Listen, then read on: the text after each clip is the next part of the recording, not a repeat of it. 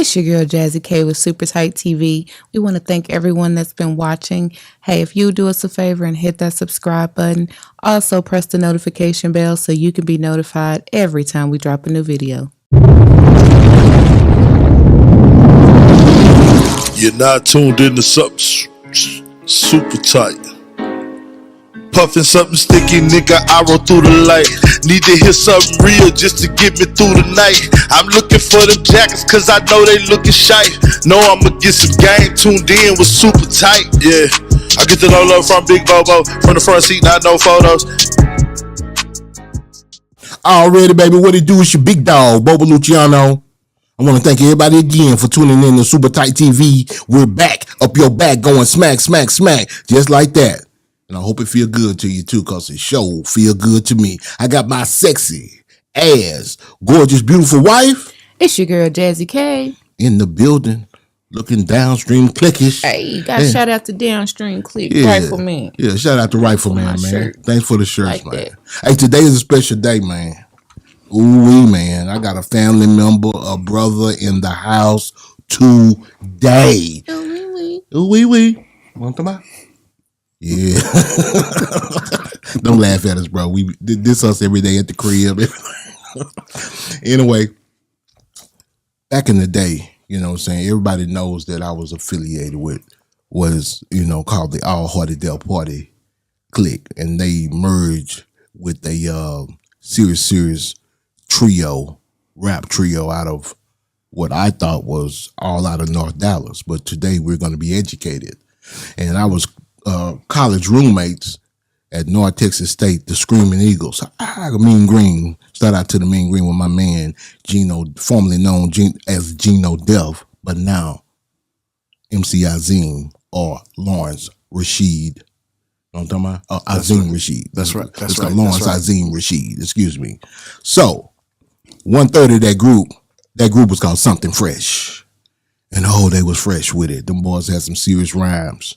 But I got 1/3 of them sitting right here with me. I got my brother in the house, Easy Rock in the building. Hey, sir. This is a legend right here, y'all. This is legendary. Come on now. How you doing, brother? I'm good, man. I'm blessed. Yeah, you look good. Happy to be here. Thank you, man. You look good. Thank you. Thank you, man. We tried. Nice to be at the desk finally. We be trying or whatever. Table. The wood table. Finally, what my man say we gonna call it? You finally made it to the wood table. Hey. Yeah, that's what we gonna start saying. So we here at the wood table, the Texas table, and we all about positive energy. Mm-hmm. You know what I'm saying? We love our Dallas Cowboys. And so, I'm going to timestamp this show right now. Today is the day that we let Ezekiel Elliott go. So if y'all want to know what the day that we are recording this show, it is the end of a dynasty. Of an era. Of an era. That's what I meant to say. The end of an era. And I was And no more of this. No more hurdling. No more jumping in the red bucket. We were there for that game, the first game. Remember, baby? We was there. We were there for that game. We was there for the first hurdle. We was there for the first 2016, baby. Ooh. Yes. But minus all that, I need you to rub the blue star. Absolutely. Yes, sir. All day. Thank you, bro. That's for your positive energy. I need you to take some with you and leave some here with us, man. Okay. All right. I got you covered. That part. So, baby, I got my brother here. I know a lot about him. Okay. So, Mr. Easy Rock, earlier we were having a conversation where you stated you thought everybody was from the North. Yes, I did. But we stand corrected. Tell everybody where you from. Oak Cliff, baby. Oak Cliff! What? Mighty Oak Cliff, baby. Stand up. I mean, you got to be stiff to be from the Cliff. We got to ask, though, what high school did you go to? I actually went to Hillcrest High School. That's okay. That's okay. But I grew up in the Cliffs most of my life. I didn't move to North Dallas until after I graduated high school.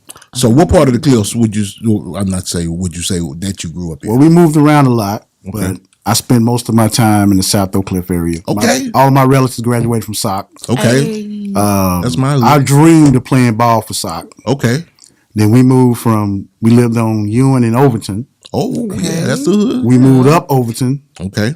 to the infamous Butter Beans. Okay.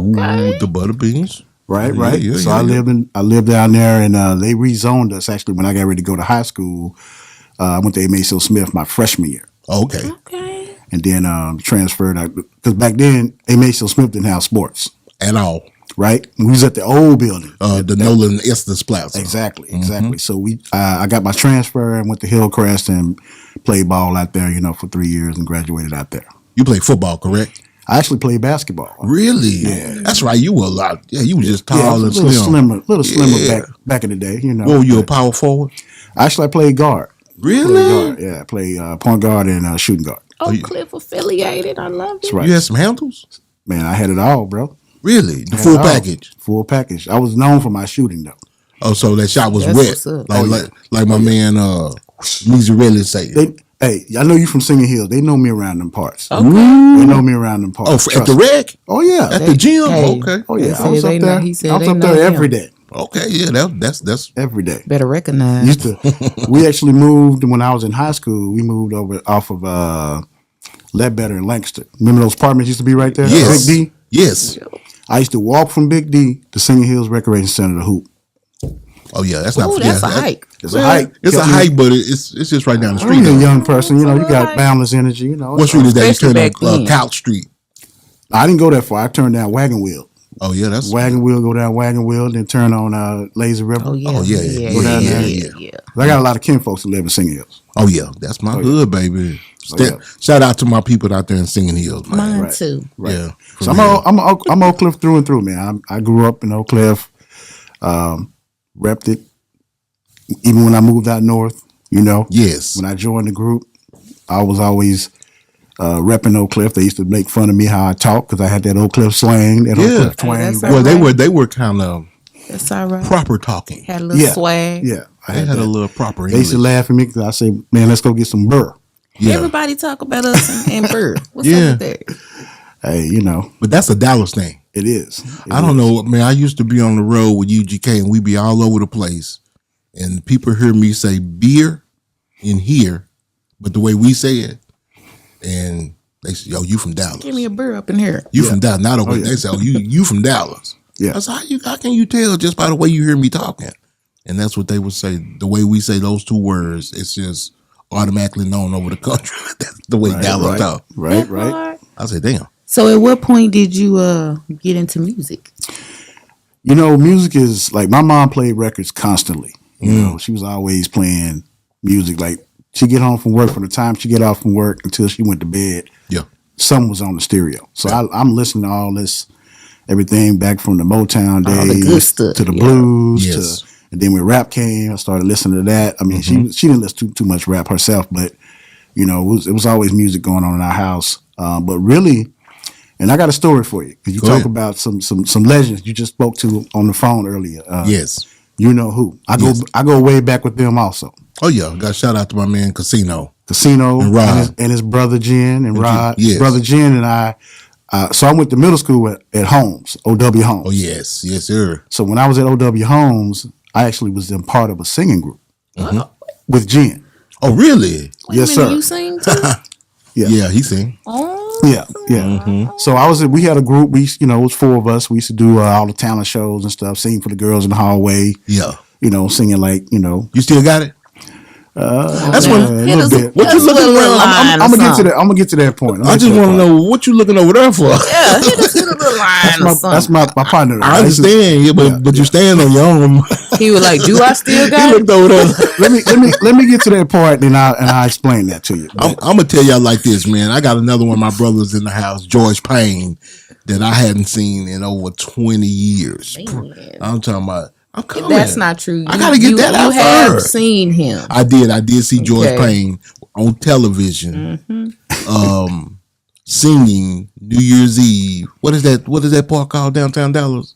Victory Park. Yeah, Victory down at Park. Victory Park Victory for Plaza. Victory Plaza for New Year's Eve. I said, that's my classmate, Hey, that's my classmate. George Payne. I know him. And she's like, you think you know everybody? But anyway, I'm sorry, I didn't mean to cut you off. But wait a minute, I do also have another brother in the house. Yeah, Yeah, definitely. MG is in the house. Mike Grayson is in the building. Hey. Yeah, man. Got a shout out to Show, Big Time Show. Woo, doing big things, man. Man, nah, for real. Yeah, nah, I just said nah for real.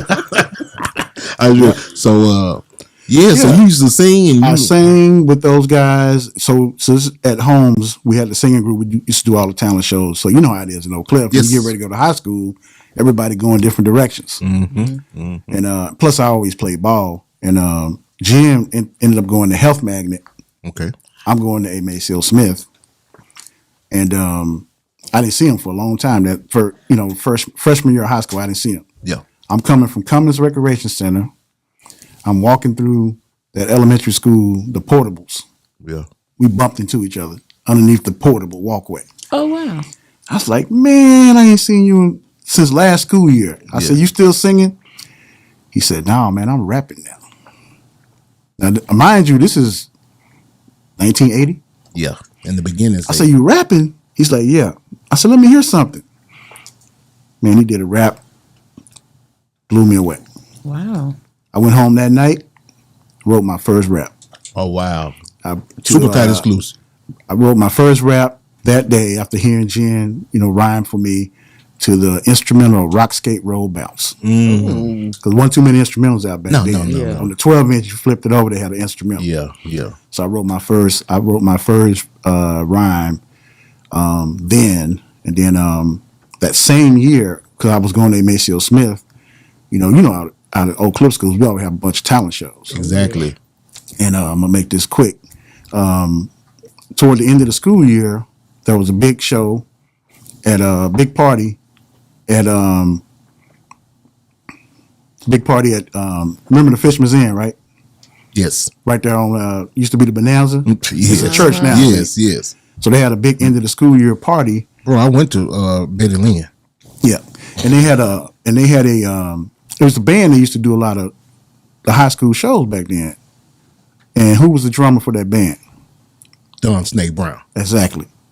Didn't know him then, but one of my partners that played saxophone in that band, they went to school with me. He knew I could rap, so they was live performance as a band. And he's like, "Man, you want to get up here and rap?" That's how you met Snake? That's how I met Snake. Wow. But we didn't really link up right then and there. But I came out on stage. They said, "Well, what you want us to play?" I said, "Just play something." I got up there and did that was my first rap performance ever. So let me ask you this: you said that one of your partners was in that band, or y'all just went together? No, he was in the band. He played saxophone in the band. What was his name? I want to say his name is Anthony. I can't remember his last name. I want to say Anthony Brown. Okay. But he was a saxophone player. They had Robert Camp. Robert Camp played keyboards. Snake was on drums. I can't remember the rest of them, but that's. That'd be too much of a coincidence if his name was Anthony Brown. I think his name was. I know his first name was Anthony. I can't remember the last name. It can't be the same thing as Snake name. Yeah, but he played. Because half the band went. Yeah, exactly the name. Because half the band went to SOC and half the band went to A. Maceo Smith. Yeah. Ooh, okay. So that's how that connection works. The reason I asked you that is because you remember when Snake and them lived in that blue apartment. You remember when I moved in with Snake? Yeah. And they lived down there in Mountain Ridge, whatever, off of Duncanville Road. Right. In the white and blue apartments. Yep. He had a roommate. You remember his roommate? Rest in peace. Talking about Ken? You ain't talking about Ken, are you? No. I'm not sure. His name was Burr. Oh, I remember Barry. Yeah. Burr was in that group. Yeah. He was in that group. His name was Theodore. Okay. Theodore Camp. Yeah, and he had a brother named Robert Camp. They was both in the group. Yeah. Yeah. So I thought that might have been the person who you was talking about. Yeah, it wasn't that guy, but yeah. So that was kind of like the origins of me getting into rap. I got to give a big shout out to who, Jen, Rod, and Chris. Shout out. They like brothers to us, man. We go back, to the beginning of the rap game in Dallas. Much shout out love. to Zero. DJ Zero. Yeah. DJ was Zero was my DJ at one point. Really? And I went solo. Oh, really? Shout out to that brother, man. Yeah. So he was cool. Yeah, so that was kind of the origins, and then from there, I wasn't trying to get a record deal. I was just rapping, I go to a party, somebody give me a microphone, I get up and rap. Well, let me ask you a question, because I heard you say, when we talked about how'd you get into music, you mentioned mom. Right. Played a lot of music. You came up, was dad in the household? My dad was in town, They were divorced when I was 7. My dad actually, I found out after my dad passed when I was a freshman in high school. Oh, But I found out. Thank you. I found out that from my uncle when we cut the Nemesis record. I told my uncle about it. He was like, "Well, your daddy used to sing in a group back in the day. They put a record out, blah blah blah blah blah." Oh, wow. And I'm like, "What? I never even knew about out the it." blue. Yeah, he was in like a Temptation type group. He would always sing around the house. He could play guitar and stuff. So y'all had a relationship. Oh yeah. Okay. Oh yeah. My old man grew up over there in the bottom. Oh really? Yeah. So I spent a lot of time in the bottom. My grandmother's house was in the bottom over there. So like I said, I'm Oak Cliff. So which did you prefer more, the singing aspect or the rap?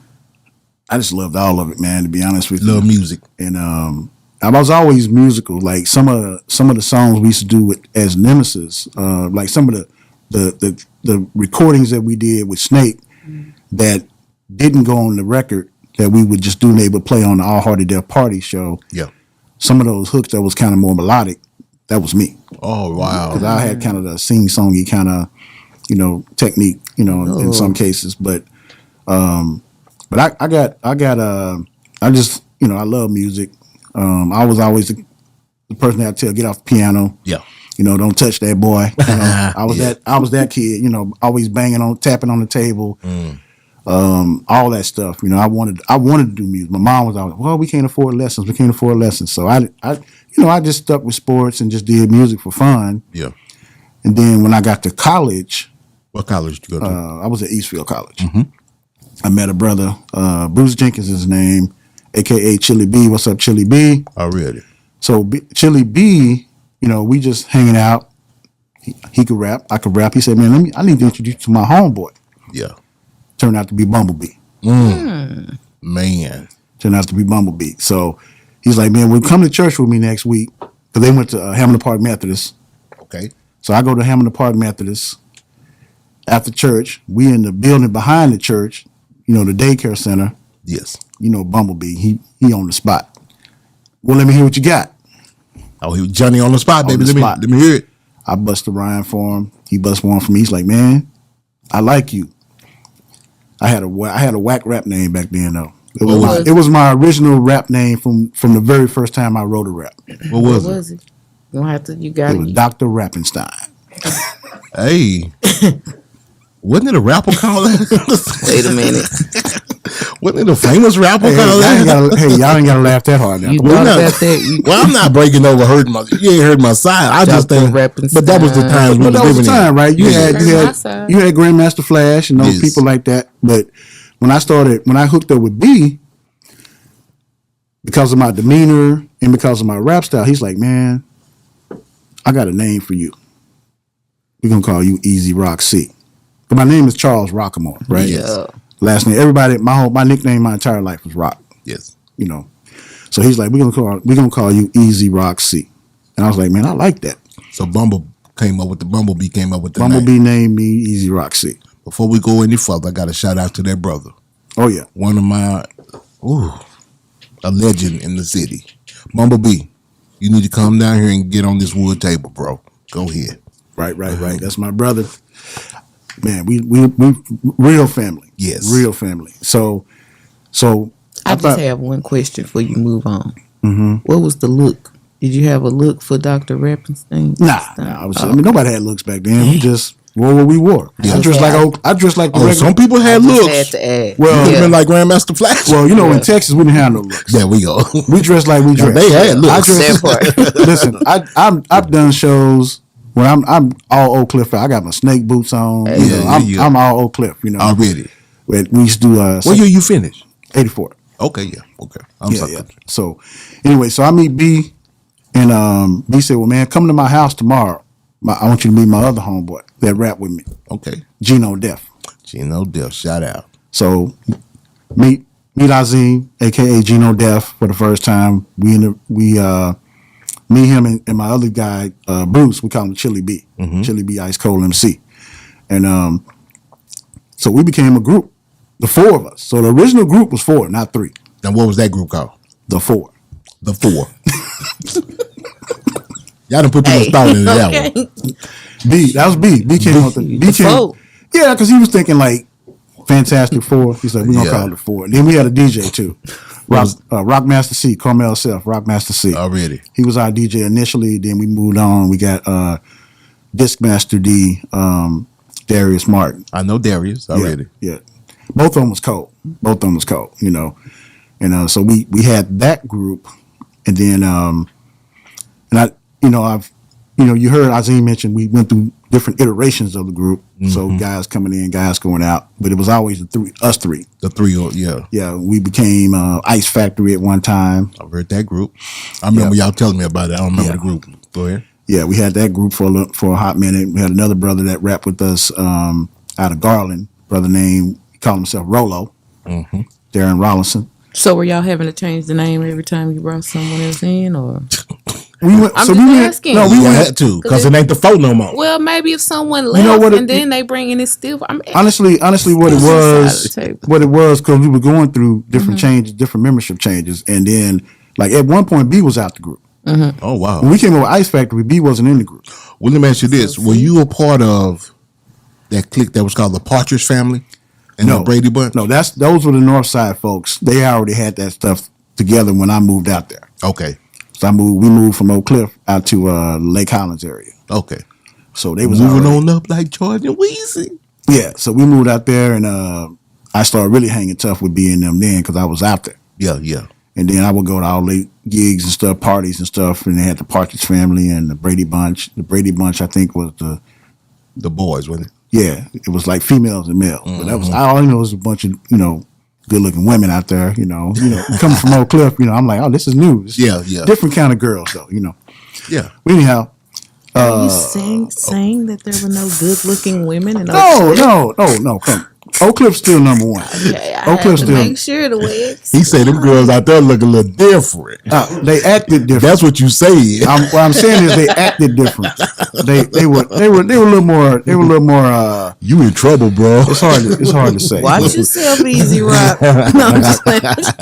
My wife is from Oak Cliff, so okay, good. I married Oak Cliff. You got your real. You married the what? In fact, B introduced me to my wife. Really? Oh. He used to work with my wife, and this was like right around the time when I actually left Nemesis. Yeah. And he's like, man, I got a girl for you. She's perfect for you. And I was actually with somebody else. Oh, that was a long time ago. So y'all been together. Oh yeah, we about to be married 25 years this year. Yeah, hit that sign, baby. That's black love. That's black love right there. That's what I call black excellence. We blessed, man. We blessed. I can't. Congratulations, bro. In front on that. So there's a lot of good looking women.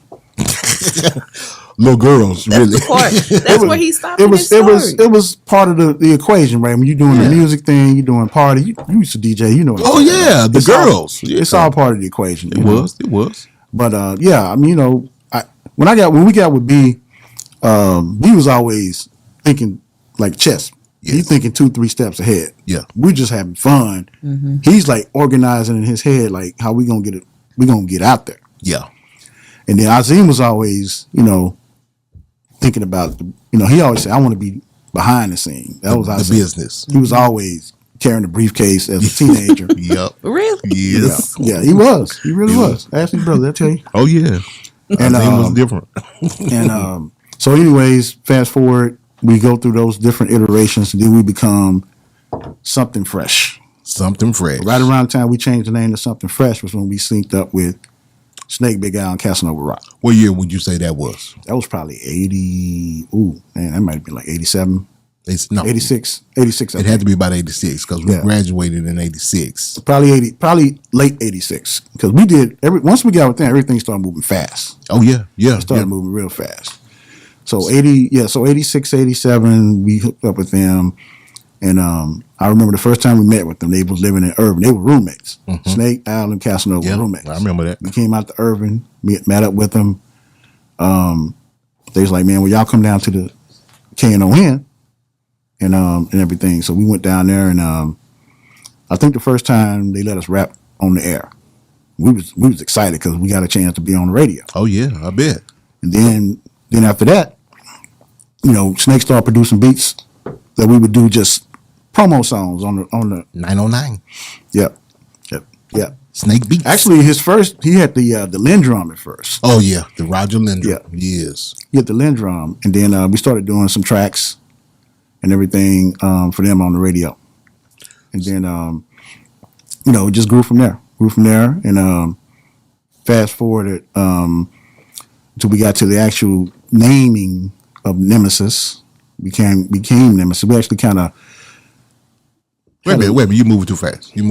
All right. Let's talk about this. Something fresh. We still in something fresh. Okay. Because you can't skip over the mighty song Oak Cliff. Gotcha. And that was doing the Slow me down, man. Slow me down. because that was doing the Something Fresh days. Do you remember the recording session for Something Fresh? I mean, for Oak Cliff.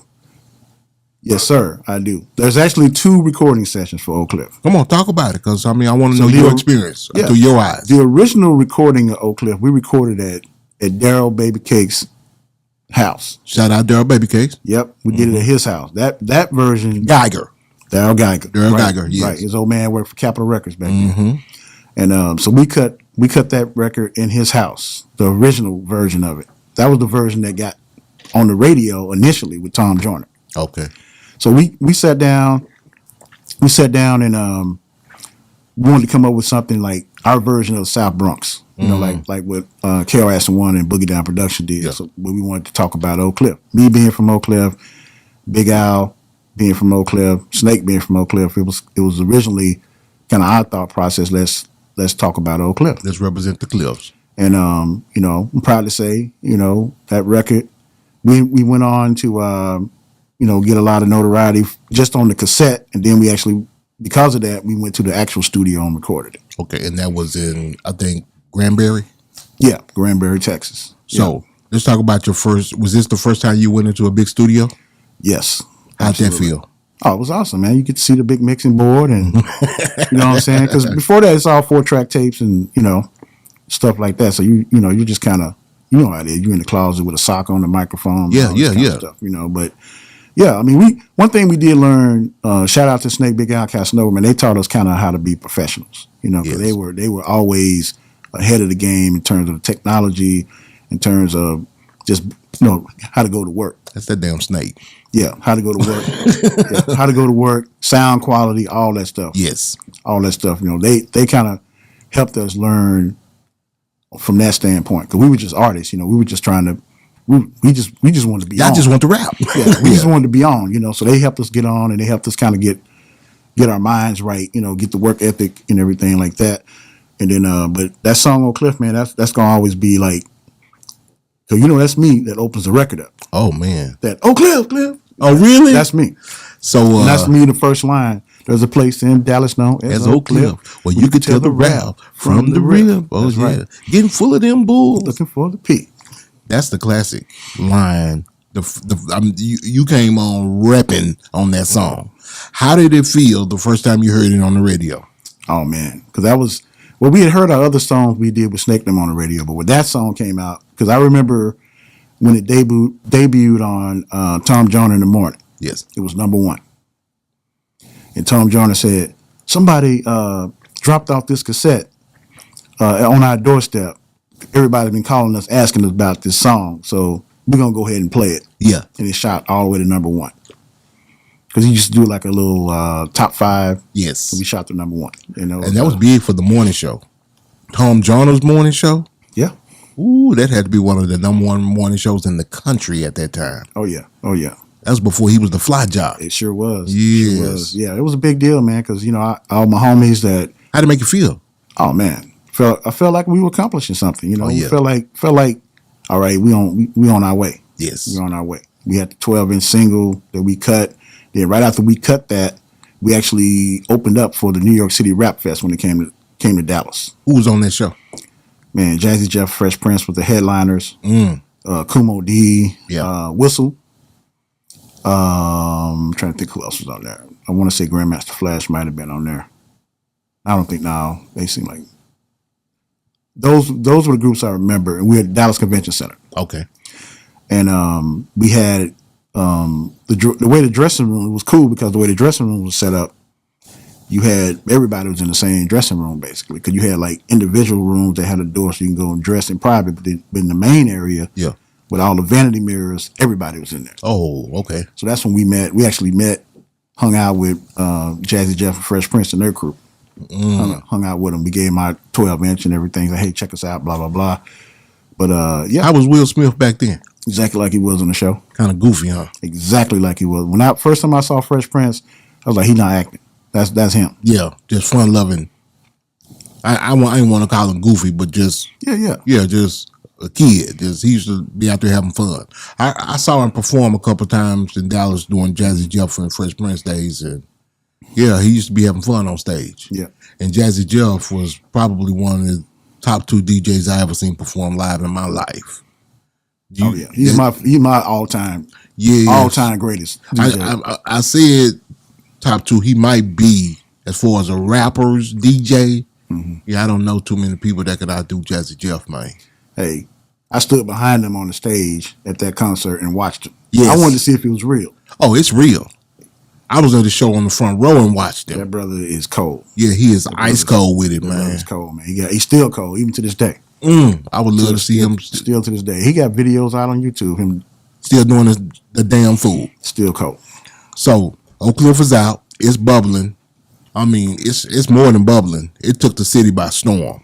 I mean, because you got to realize, I mean, was Bo and Ho out then at that time? Bo and Ho didn't come out to after that. Well, see, so my mind. Bo and Ho came out right around the time. I got a story for that, but Bo and Ho came out after we changed our name to Nemesis. We actually recorded in the same studio that they recorded in. So what was the reason for the name change to Nemesis from Something Fresh? I never knew that. So we had like a little riff with Snake and them, you know. So at the time, this was like around the time Yellowhammer came out. Yeah. So DJ Crush and K. Cole was part of the family, right? Yes. And so Snake was doing, you know, songs with them, Yellowhammer and some other stuff. Cole, I mean, music just really, really good. And he started doing some stuff with some solo stuff actually with Azim. And then we were just kind of beefing with him a little bit. So me and B kind of like separated a little bit from the crew. And that was around the time we met Mike Grayson. Yeah. Because me, Azim, and Mike worked together at IBM. In the mailroom. In the mailroom. But anyhow, we came up with the name Nemesis and told Azim, hey man, you either over there or you over here. So he came back home. So we became Nemesis apart from Snake and them. See, I never knew that. Yeah, just for a hot minute. It wasn't a long time because we were going to the studio. We were producing ourselves between DJ Crush and one of my brother, my homie Suave D. Okay. Suave was making beats on the 9. We had our own 909 at that point. Okay. And you know, doing songs on our own. Really good music. And at the same time, we were recording at Planet Dallas Studios. Okay. And you know who was there recording also. Oh, okay. They was recording Bo and Ho. I love Planet Dallas, man. Yeah, that's a nice studio. What's it doing there? Rick Rooney and Patrick Hill. Yeah. So Patrick Hill invited us. He said, well, hey, you guys are good. You need to go to South by Southwest and perform. So we went to South by Southwest, us and you know who. Okay. What year was that? This was 87. 87. And we go down there in 87? Yeah, 87. Summer, I think it was summertime. So it's around this time. Okay, probably about this time. Yeah. Southwest is always the... Yeah. It wasn't... it was not as big as it is now, but it was big. Oh, yeah. So we go down there, and they had like we did 2 performances. One, it was all rappers. Ghetto Boys was on the same ticket. We did it. They was on there. You know who was on there with us. And so we performed with those guys. Wait a minute. This is Nemesis. We was Nemesis. We had just became the name Nemesis. And this is still separated away from Snake now. It was completely apart from Snake. Wow. See, I never knew this story. Okay, go ahead. So we were all roommates living together and we did all this stuff. But anyhow. Was Azim still in college at that time? Azim probably was because he was always taking at least a class. Yes. We used to drive him I remember. Yeah. I'll be sleeping in your dorm room. Yeah, I remember. this? Yeah, he made me remember that, and I said, "Oh my God, I remember that." Yeah, we'd be doing shows or whatever we got to do, but we made sure he got to school. Yeah, You know, me and That's B, what's up. be in that red pickup truck, 3 of us in the front of an S10. I did not know that there was a separation from the all hearted. It wasn't real long. 'Cause that was around the time we was working with Mike. Mike was doing his thing out in L.A., cutting his record, and kind of getting involved with some of our ideas and stuff as well. Yeah. And that's when the idea for the Snake and them said, "Hey, let's link up. We want to put an album out." Okay. So the original plan was not to do a Nemesis album. The original plan was to do a compilation album. Oh, with Feel Like Fresh. oh, These are the people they told us they were going to get on the album. So it's going to be Feel Like Fresh. Keiko. No, Keiko had left because I think he was at that point he had left All Hardy. Okay. And he was with Fresh Rock. Okay.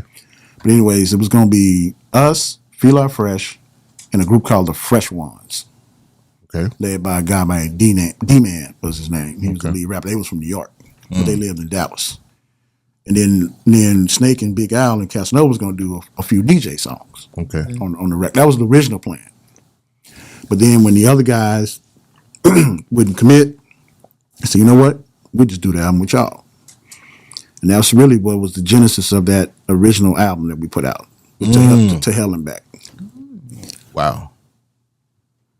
That is Wow. quite the I told you I got some story. dots. Yeah. I got some dots to connect That's with what you. he's saying. I'm gonna Yes. connect the dots. Yeah, connect these dots. I'm gonna connect some dots. But it was always, when we came back to get with them, Ken and Rich was our managers.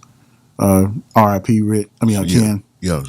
R.I.P. the Lumpy. We was like brothers though. Yeah. With them. We spent the night. We spend the night at each other's house. We at their Come house. on, bro. I remember the meetings and Oh, yeah. over at Snake House when we lived out Dunkerville Road. And I do remember one time. I want you to explain this to me because we finna go deep.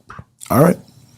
One time we was over there. I remember where the couch was sitting. You guys were sitting on the couch. You and Bumblebee. And this was when y'all were deciding to leave for good. And y'all got up and walked out. And I was like, where they going? I said, where they going? And y'all never came back. I just knew for sure y'all were coming back. Honestly, man, around that time, I was like, Why? we had a lot of internal creative differences. Snake was in control of everything production wise back then. I mean, Yep. he was cold, Yep. rightfully so. But we had some, rap was changing also, as far as the lyrical content was coming out. At that time, you had Too Short was starting to be on the rise. NWA was just around the corner. They had Yes. just done. They hadn't done the NWA album, but they had done Dope Man and Boys in the Hood. Boys in the Hood and all that Yes. stuff. So everything was coming more street. Well, we was never street rappers. Yeah. We was lyrical rappers. We was all about I'm the best MC on the planet type rappers. Yeah. That's what we was about. So we would always get into these discussions with Al and Snake about kind of bringing the intelligence level down a little bit, on the lyrics. So we would use a lot of big words and stuff like that. Yeah. They want you to dumb it down a little bit. Right. But just trying to they was trying to mentor us on what the industry was doing. Yeah. Okay. Right. That's Which understandable. Understandable. So and then I was still kind of like, man, 1 foot out the door because I was thinking about going back to school to get my degree and everything. And I decided I initially decided I'm gonna leave, and then B left because I left. I remember that day like it was yesterday. Yeah. Y'all got to walk. I'm telling you, it was like a move. Where these boys going? And like I tell you, I'm a huge Bumblebee fan at that time. I remember what Snake said? What? Y'all done fucked up. That's what Snake said. On the way out the door. On the way out the door. Yeah. That's exactly what he said. So from that point forward, I actually stopped rapping for about, I don't know, 6 months maybe.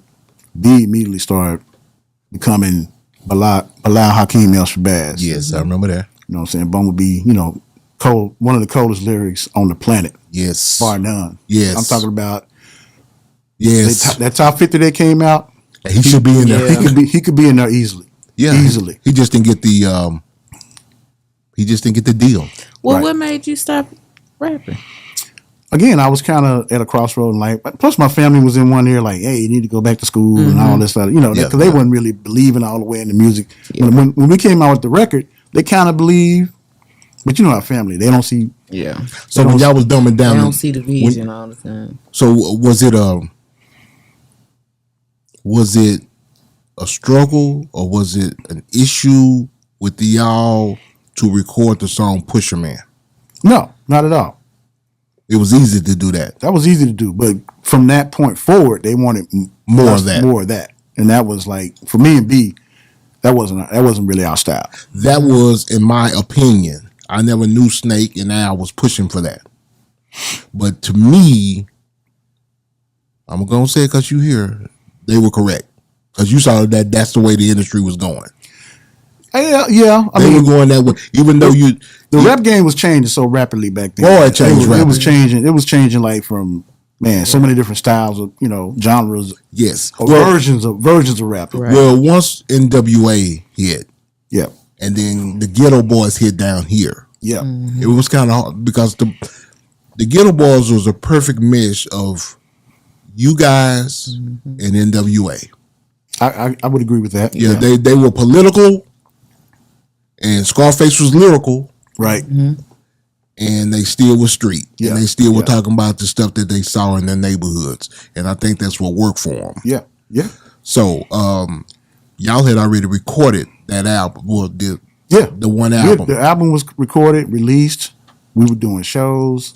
I'm gonna tell you something that you might not know, What's that? because the deal came right after that. Yeah, that's why it came right after that because we had to sign contracts. Oh yeah, I remember. Yeah, So a lot of people don't know this. We about to go deep. We about to say some super tight exclusive stuff tonight. I remember they got that budget. I don't know if you know this. You probably do, but a lot of people don't know. And this is just some young guys, but they went in and they recorded a whole new album. You Yeah. remember that? I do. And it was a banger. And they turned that album in. And you know what happened? I know exactly what happened. They said, no. We didn't sign y'all for that new album. We signed y'all for the one that y'all already got. And in our minds, their minds, my mind as well, I'm just a kid, a roadie, and they're saying, everybody already heard this. You know what I'm saying? We want to record new music, but the world hadn't heard it. You Right. know what I'm saying? And Right. And since then I've seen a couple other people go through that as well. And it's funny, even though they said that it hadn't been out that long though, really. I mean, some months, really. Yes. Yeah, they could have kept all that money But in their down, pocket. for real. But we had to sign over our rights for them to use our voices on the Let's the talk about profile. that. Yeah, I mean, Azim brought us the contracts. We got it and had some attorneys look it over, Yes. to make sure that we was getting a fair cut Yes. and everything. And it was. I mean, honestly, we probably could have got a better deal out of it, but we got some royalties out of it. We got some checks coming in from that back in the day. So I'm not going to knock it 100%. We didn't get a specialty lawyer or an entertainment lawyer to look at it. We just got a lawyer to look at it. Okay, yeah. Or B's parents' lawyer looked at it. Oh, gotcha. We just wanted to make sure there was a split in there that we would get equally compensated on, which we did. I mean, I'm not going to go too deep into some of the other details, but Yeah, so you had to. Yeah, we had to go and we had to get that signed. So we just moved on from there, man. We're still always rooting for Nemesis to do big things. Shout out to all the brothers that stepped in, like yourself, Yes. Joe Mack, Yes. Dirty. OG Run C. I mean, really kept the name going all these years. Big Al definitely kept the name going. For sure. All these years, rest in peace. Wait a minute, you moving too fast again. Because we still on Pusher Man. All right, You know all where I right, want to all go. right, all right, You know all where I right. want to go. Okay, come on. Let's do a super tight exclusive right now. All right. That some people may know, but I doubt that they know this. Because you just said it. That video, Yeah, I'm talking about classic video for the Metroplex. right. I was in it. You know what I'm talking about? I was there. What video? Pusher Man. We talking about the song Okay. Pusher Man. Well, I you wasn't just in the said video, That though. video. I was not in the video. Oh, yeah, you were. I'm gonna have to look at it again because I'm not in. Oh, your voice was in there. Oh yeah. That Oh part. yeah. My voice is Yes. all through the song, but the actual video, B was actually in the video, I remember. but I was not. I was not in the video. B played a cop in it, right? Yeah, I think so. Yeah, him and Najee. Yeah. Yeah. That was funny. I think we was at the Star Club downtown Dallas, something like that. Star Club. Yeah. But that was something that a lot of people don't know, didn't know, and I don't know if they know to this day, Right. that those were other people's voices that the label wanted. You know, all that I believe was all the label's idea. Of course, we know it was. It was. It was. I mean, I know because once we decided to leave, Snake, they were like, okay, we just gonna re-record it Yes, without y'all. without us. Yes. Right? And it's like if you listen to Timekeepers on the new release, Yes. it's different than the original. Yes. That was the only song I think they took our voices off of was Timekeepers. Everything else they kept. You the need same. me, yes. Timekeepers. That's right. Oh, yeah, I remember Timekeepers. Oh yeah. So, right then and there, as a youngster, I probably was 19, 20, maybe. Yep.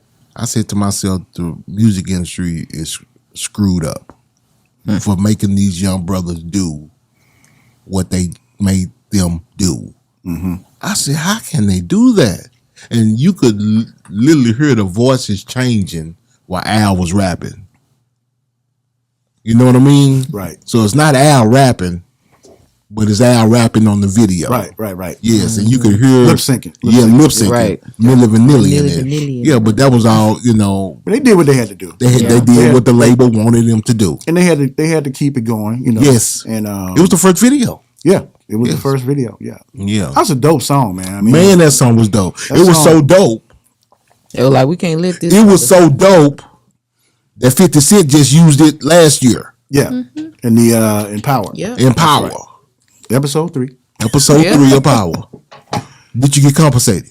That's being worked on right now. Okay. So okay. Get yeah, your we paperwork had straight. That's Yeah, right. we had a call, Zoom call, me, Snake, Azim. You went on that call? Duddy. We just talked about all Nemesis stuff. Yeah. And then we talked about that show and some royalties that ain't been paid out yet. So Yes. yeah, so Y'all need to get y'all money, man. yeah. I'm talking about not you. I'm talking about all y'all. You Yeah, know, yeah. because I know it's some money just hanging out there. Yeah. You know what I'm saying? Yeah, for sure. So so after you left Nemesis, no more rapping.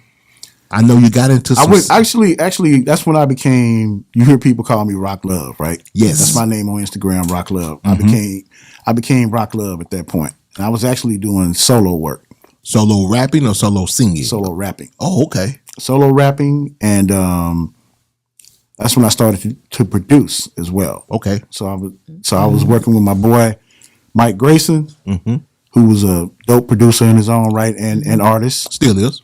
Yep. And he gave me my first keyboard because I was always coming to his house. Getting like, on the, "Here." I was like, man, Here. just take it home. Okay. I'm about to upgrade. Yeah, I took it to my apartment. I started, learning how to play chords and stuff like that on it. I could always, finger things out. That's going Because initially he was. instruments before. I did not before that. I mean, I was always musical though. I could get on a keyboard and start figuring Yeah, stuff out. that's what's up. But MG, the way we came together, we actually came together to do producing together. We had House of Funk Productions. House of Funk already. Right. So we started, he would do the tracks, I'll come up with the lyrics, the melodies and stuff. Like a production type of deal. Yeah. Already. Yeah. So we were doing that together, working with different people. People like your boy Chocolate Ty. He's Already. one of the first. Shout out Chocolate Time. Yes, sir. He's one of the first artists we were working with back then. But I was also doing my solo rap stuff. Already. Yeah. So I was doing completely different stuff from what we did with Nemesis. But I'm still being lyrical. Real lyrical. That's what I do. You Yeah. know, that's what I did. It's what I do. And so while working with MG, doing the R&B thing, mostly R&B. We working with a lot of different artists around town. Still doing the rap thing. We actually was sending stuff out on me. Yeah. Priority was one of the labels I was talking to back then. But then I started producing some brothers that sang. Big Payne was a member of that group. Oh, Big Charles Payne. I read it. Right. Big Payne was a member of that group. They had like 3 guys in the group. Was Sneed in that group too? No. Sneed wasn't in that group. No, the original version of that group, well, I'm not gonna go through all the member names, but Damn, how many of y'all was it? it's like, you know how it is, you have groups, you go through transitions. You go through transitions. Yeah, so I'm gonna try to condense this down so I don't take too much time talking about it. But so I was writing songs. Me and MG was producing songs for the group. Okay. They didn't have a name at the time. We came up with the name The Essence. Okay. The Essence. So I'm helping them with the songs. And they was like, man, I'm helping them with the harmonies and stuff like that. It's like, man, I kept telling them, y'all need one more voice. But I wasn't advocating for myself. Yeah, I really wasn't. He's like, man, why don't you just join the group? Yeah. So that's what I ended up joining the group. And The Essence. the more I did The Essence, the less I rapped. Oh, okay. The more I did The Essence, the less I rapped. But I would rap on our songs, you know. Oh, yeah. You know how it was back then. Oh, you was like, what's his name? Michael Bivins. Yeah, you like Michael Bivins. much better than Michael. Well, you Bivins. know what I mean. But you know what I mean. They had to have a one rapper. Like No, Left Eye. I was really honestly my role. Like Left Eye. The one rapper. My role in the group was really the primary producer for the group, Okay. and I was more like the Teddy Riley of the group. Oh, you know? okay. So I come out with Get it right. the tracks. I would do my rap part on the song. You know, I sang some on the song. Mostly I sang background, just singing harmony, stuff like that. Yeah. G was one of our lead singers. We had some dope brothers that sang with us. You know that business Shrimp Doc? You heard of Shrimp Doc? Shrimp Doc, David Jackson, he was in our group. BBD, we call him. BBD. And, Big Black Dave. And but I'm gonna give a shout out to all my DS's brothers: Johnny B, Tracy Harris, Charles Nash, Peanut, of course George Big Payne. Big George. Yeah, that was a group, man. We did a lot. I'm ready. So what you been up to lately? Man, I got a few endeavors I'm into right now. On the music tip, producing, still making music, still producing. Working with Chocolate Ty on his project. Okay. We got 2 in the can already. We recorded. Well, 3. The king is the Prince of Southern Soul. Southern Soul. Okay. Yeah, so I got a track with him and Sir Charles on the track. Ooh, that's gonna be big. We got about, all in all on this project, probably about 4 or 5 tracks. Oh, that's beautiful. Yeah, so I'm one of the part of the production team. He got together, me, Quinn Black, another brother BP, and a brother named Izzy. So it's like 4 of us Okay. working on it. So Nice. yes, but I'm doing all kind of tracks. I'm doing not only just Southern Soul. I do it all. I do gospel. I do hip hop. Okay. I do it all. R&B. I do it all. I remember when he was here, he said his production team was second to none. Yeah. You was about to ask a question. I could see. I was like, I like your hat, your shirt. What That's my other tell us endeavor. about That's it. me and my Yeah. wife's business, actually. I brought you guys some merch. He didn't show you. He just threw it in the, Yeah, threw it in I the car saw real that, quick. but So I that's brought you okay. guys your own hoodies, just like this. On My Black, OMB. Thank Got you. the hat on. Okay. On My Black, which is our T-shirt and hoodies, apparel Yes. I love it. for the culture. Explain that in the middle of the EM right there. So this is What I all the think- countries that That's have what I black thought. people. They're the flags of all the countries that have black people. Wow, that's So- what I thought that was. That's beautiful. Yeah, so if you go to ownmyblack.com, we have merchandise that really speaks to the black culture. You know, the things that resonate with us, the things Yes. the things that we say. We have all different types. You know, whether you're a person that's about, you know, the movement, you're a person about, you know, spirituality. Yeah. You know, we got like the shirt that G has on right there. It's a rap. We have lyrics. So he has famous lyric. Lovely. He's got one from Rakim on there. So Yeah, y'all go support that on myblack.com. ownmyblack.com. Like that. Yeah, y'all know we keep saying it on this platform that we have to keep the money in the black community. That's the only way we're going to progress as a race. We can't keep spending all our dollars everywhere else. Come on, y'all. I mean, we have got to get it together. And this is part of it.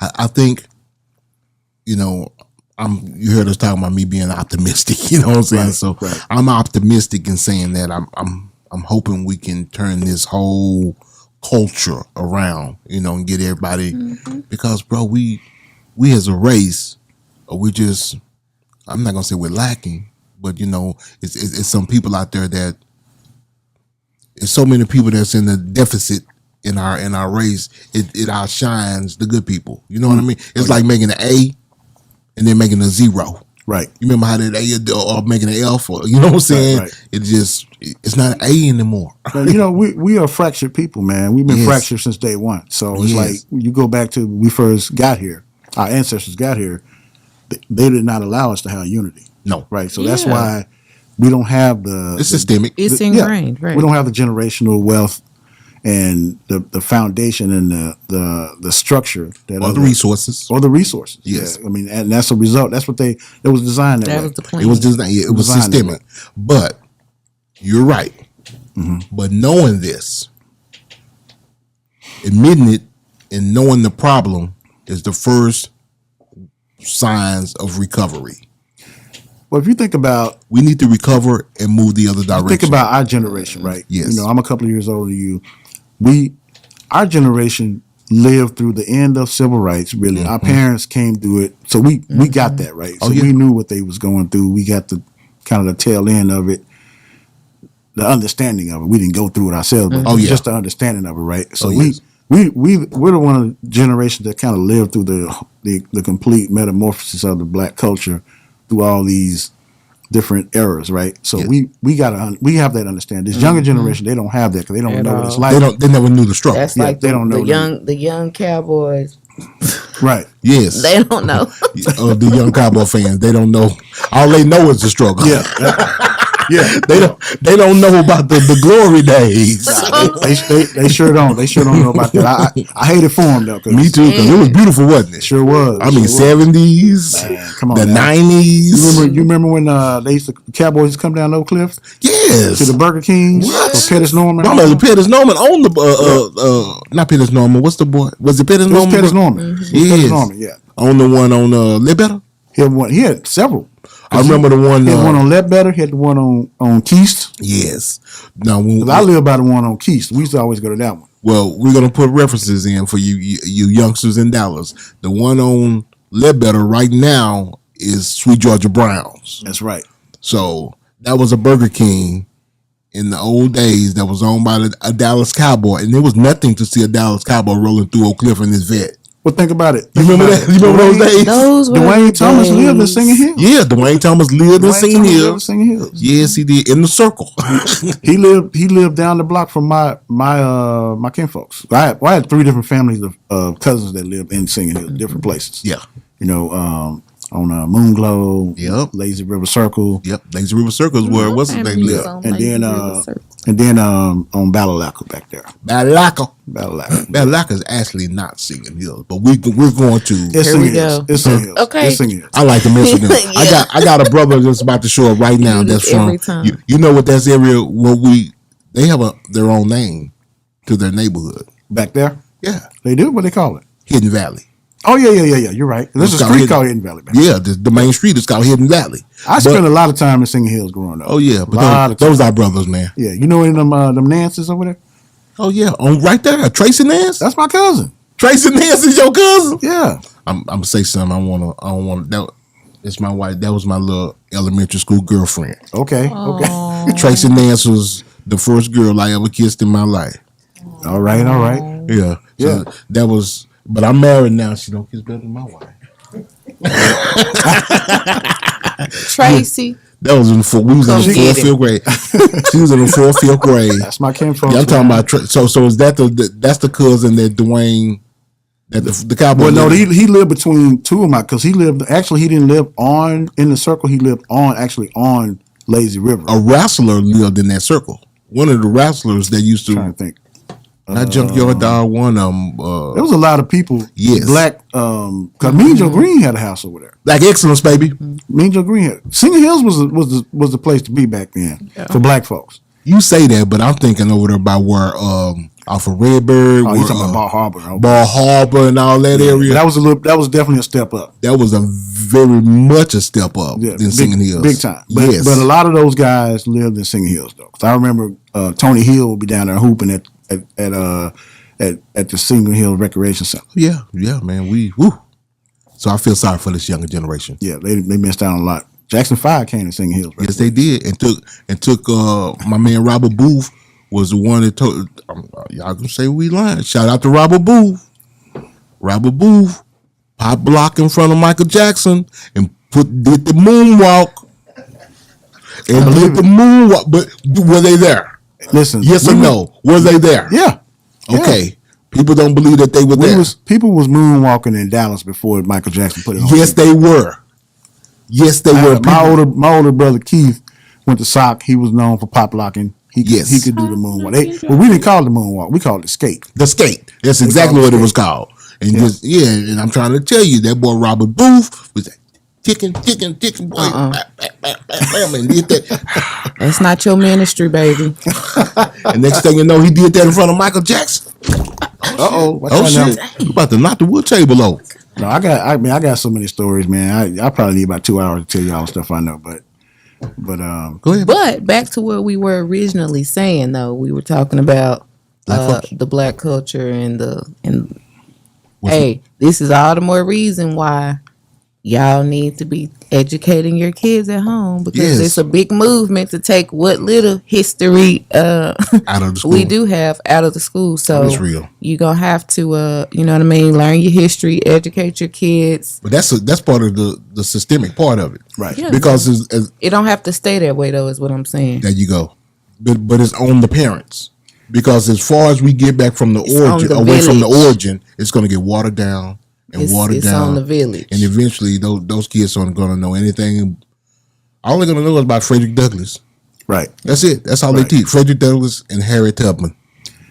Hey, man. And it's much more to black history than that. We had to, we went through that era, through the X-Hat era. Wearing the medallions with the X-Clan, proud, the X-Clan, Public Enemy era. So it inspired us to read more. I started reading books back then, especially being around people like Bumblebee and Azim. Being a Muslim, being converted. And they was turning me on the books and stuff. I was reading books like Dr. Kawanza Kinjufu and Before the Mayflower and all that stuff. Man, just really learning about our culture, man, and why we were really systemically held back, and still being held back to this day. But you know what? If people realize that it's just not a United States problem, that it's a world problem, because it was systemically done all over the world. And we're just thinking about what we have in our own backyard. Oh, yeah. But England and Europe, they put a plan together, and they really put some work in on our race of people. Yeah. I don't care if you're from Belize, if you're from Cuba and you got dark skin, if you're from Jamaica, they put a plan in to stop this race of people from being great. Oh yeah. And so it's all part of the systemic plan to hold our brothers and sisters down. I mean, that's part of the reason why we came up on My Black, was to try to do something for the culture. That's beautiful. Y'all have kids apparel? We will. Right now on the website, I don't think there's children apparel out there, but I know that's one of the things we're talking about. We're branding right now, and we're going to do some sub branding, and we're definitely going to start, catering to some kids and stuff too as well. So it's beautiful, man. I'm supporting you 1,000%, bro. Appreciate it, man. And right back at you, man. I love what you guys have been doing with Super Tight TV. I can't wait till you guys are like getting picked up by the. You think that'll happen? By the streaming services and all of the other platforms that are available to podcasts, man. Because I think I'm gonna tell you right now. I was telling Jazzy K when you left out. I said, man, I've learned about people in Dallas that are doing music that I didn't even know existed. Oh yeah, on this show, from this show. Yeah, we realized a lot of them I know because I've dealt with them or knew them, but people, man, I'm discovering people I didn't even know existed. Yeah, and it's great, man. Dallas, and we got so many more. Yeah, and they coming out the woodworks. Yeah, they want to come on Super Tight, and they want to sit down, meet Jazz K. I mean, when I do the shows and she's not here, they be like, I'm glad you're here, by the way. Don't they? Because I've seen a couple episodes when you're not here. No offense, Bobo. I know it. It ain't the same. It ain't the same. No, y'all play off each other well. Oh yeah. I mean, that's why I had to do it with my wife. You know what I mean? Because I try my very best. We have a dynamic at home that it's one of them things people be like, Well, if y'all need y'all own TV show. People say that. Well, I know you. I've been knowing you. Oh yeah, you a character. So I always have been. Yeah, always been, upbeat brother. Always, The class clown. I hated to be that, but it just, I was the king of the one-liners. All the way back in elementary school. The comeback kid. You was that brother scoring on everybody. That was me. I could score, but I wouldn't. It's not score. Well, I could Sco. I could score on Say it y'all. right. There you go. I could play the dozens, but I was the one that guy where if the teacher said something, I'm still like that to this day, to where I play off of words, almost like the no. What's the other one say? We know what you pause. mean. The You know pause what you deal. mean. The pause deal. You know what I'm saying? Somebody say something, y'all pause. But I would always say something else. So much to where the teachers would be like, man, you need to get up and sit up here by me. Yeah, pull your desk next to my desk. I was that kid. I remember when I went to when I was at Seguin in elementary school, Erasmo Seguin. Oh, really? I was one of those kids. I was real smart. I was always like straight A or straight one. You meet the one. Oh yeah. 1, 2, 3, and 4, but not come with no phone. And I'll get done with my work quick, and I just start running my mouth. Teacher told me, That all was right. me.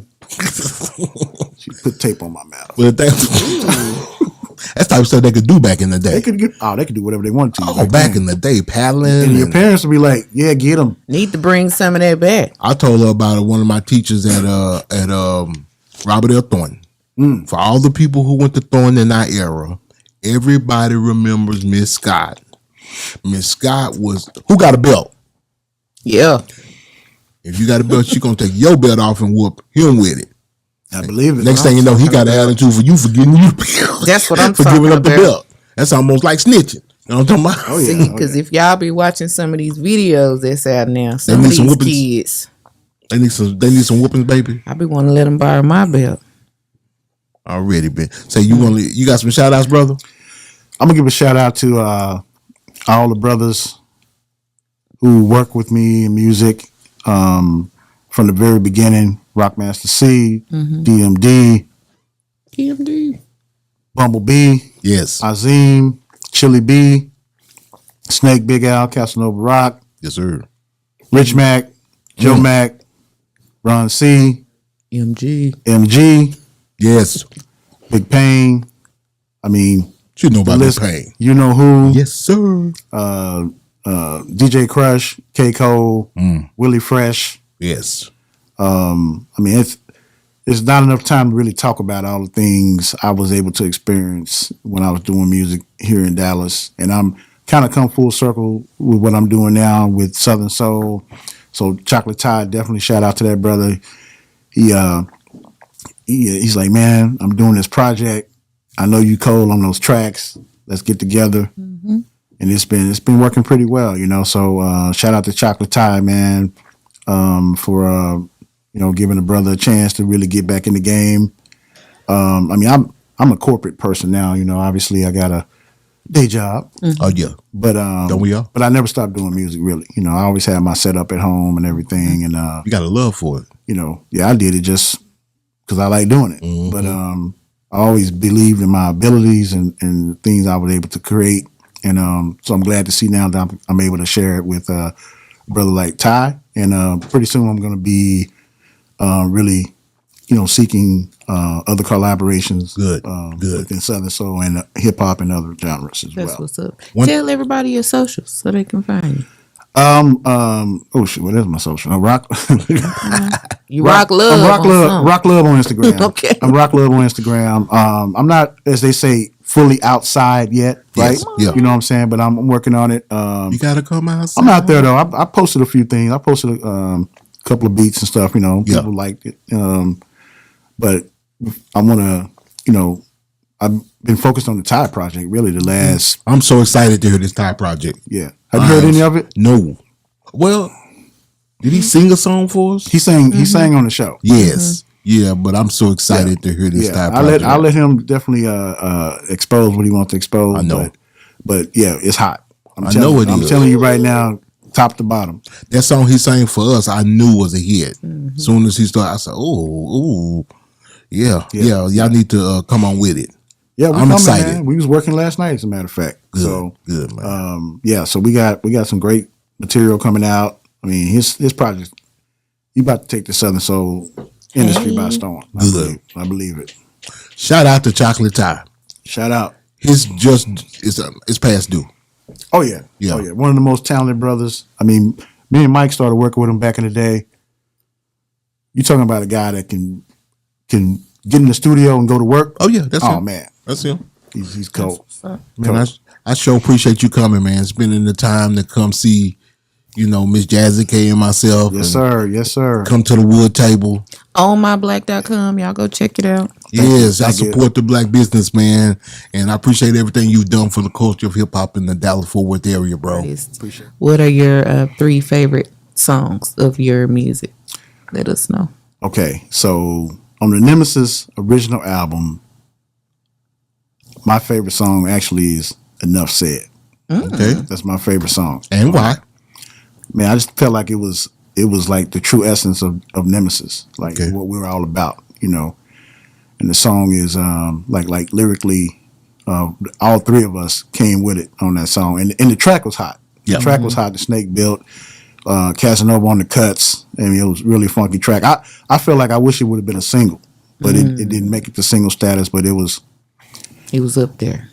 Yeah, I had a line, into a state of mind. I say the rhymes, your head swells, rings like a bell, then bursts. It's easy, the Uzi with 1,000 rounds of rhymes. Yeah, coming like a hip-hop curse on these suckers' brains. Because I just drained the week and give them no reason to speak. Enough said. That's the line right there. The opening line, anyways. I remember and that. then I'm gonna give you, because I've done, the different types of music. Come on. I got, from my group, The Essence, we had a song called, oh man, we had a lot of songs.